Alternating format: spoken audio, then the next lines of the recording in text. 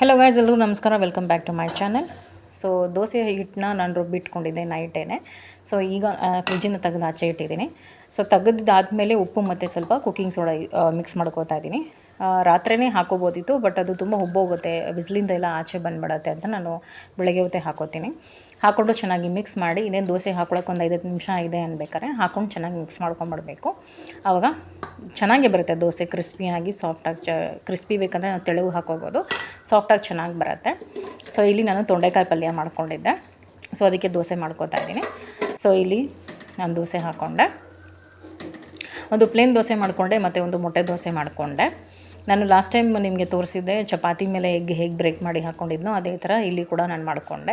Simple ಏನಿಲ್ಲ, ಚಪಾತಿಗೆ 2 ಕಡೆ ಕುಕ್ ಮಾಡಿದ್ವಿ, ಬಟ್ ಇಲ್ಲಿ ಬೇಸ್ ಒಂದು ಕುಕ್ ಆದರೆ ಸಾಕು. ಮೇಲ್ಗಡೆ ದಬ್ಬಿಗೆ ಆಲ್ರೆಡಿ ಕುಕ್ ಆಗಿಬಿಟ್ಟಿರುತ್ತೆ. ಸೊ ಇದ್ರ ಮೇಲೆ ಜಸ್ಟ್ ಸಾಲ್ಟು ಮತ್ತು ಚಿಲ್ಲಿ ಪೌಡ್ರ್ ಹಾಕ್ಕೊಂಡೆ ಅಷ್ಟೇ. ಬೇಕಾದ್ರೆ ಪೆಪ್ಪರ್ ಪೌಡ್ರ್ ಹಾಕೋಬೋದು, ಅಥವಾ ಗ್ರೀನ್ ಚಿಲ್ಲೀಸ್ ಏನು ಬೇಕೋ ಆಪ್ಷನಲ್, ಅದು ನಮ್ಮ ಇಷ್ಟ, ಏನು ಬೇಕಾದ್ರೂ ಹಾಕೋಬೋದು.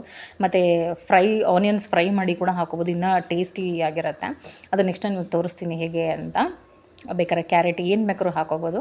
ನಾವು ಏನೆಲ್ಲ ಹಾಕೋತೀವಿ, ಇದು ಇಂಗ್ರೀಡಿಯೆಂಟ್ಸ್ ಎಷ್ಟು ಹೆಚ್ಚಿಗೆ ಹಾಕೋತೀವೋ, ಏನೇನು ಆ್ಯಡ್ ಮಾಡ್ತೀವೋ ಟೇಸ್ಟ್ ಇನ್ನೂ ಹೆಚ್ಚಿಗೆ ಇರುತ್ತೆ.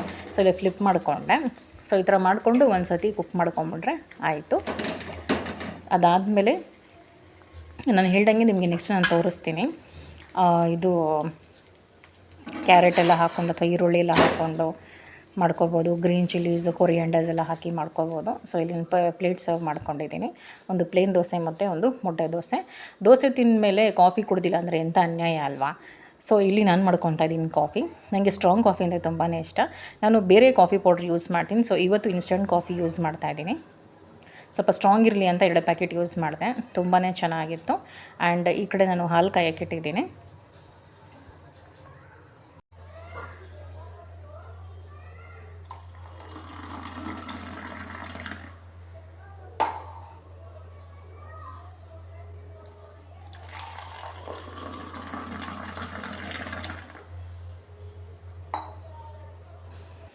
And here is my coffee. ಈ ವಿಡಿಯೋ ನಿಮಗೆ ಇಷ್ಟ ಆಗಿದ್ರೆ ದಯವಿಟ್ಟು ಸಬ್ಸ್ಕ್ರೈಬ್ ಮಾಡಿ, ಲೈಕ್ ಮಾಡಿ, ಶೇರ್ ಮಾಡಿ. Thank you.